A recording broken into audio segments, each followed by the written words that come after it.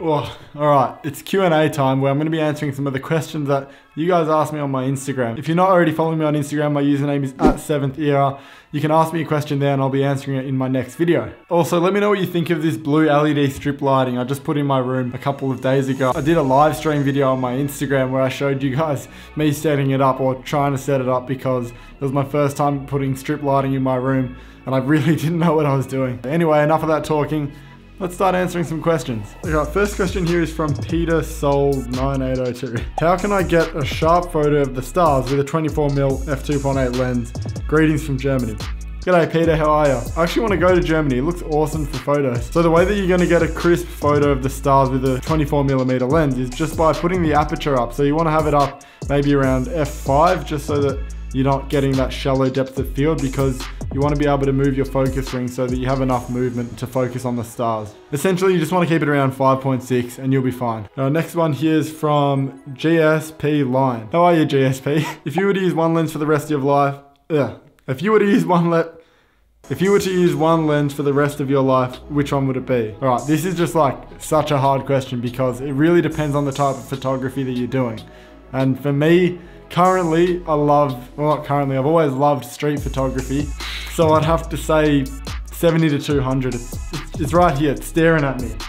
It's my favorite lens because it just gets photos like this, that really in-depth photos, which I say every video. I swear I'm always talking about this fucking lens.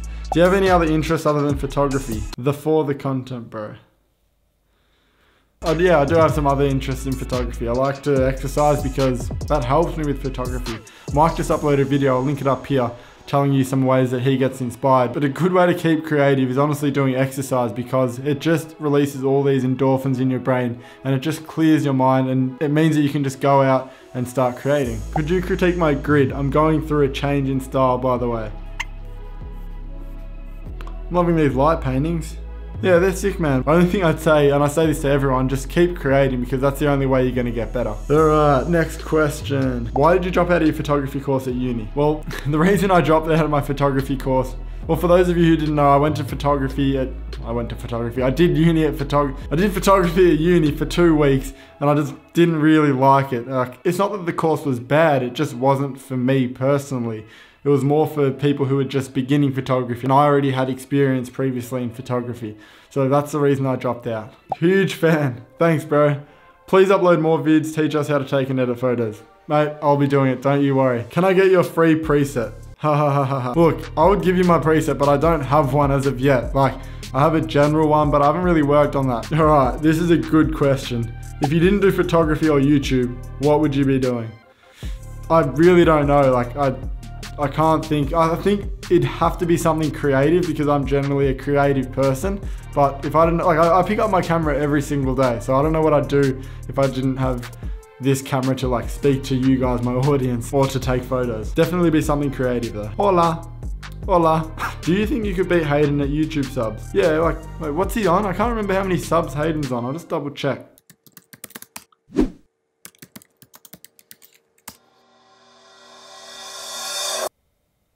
Ah, fuck. Alright, next question. As a beginner, I use my phone photography. I need to slow down. I need to slow down and enunciate. I don't know what the word is. As a beginner, I used to use my phone for photography, but I would prefer using a camera.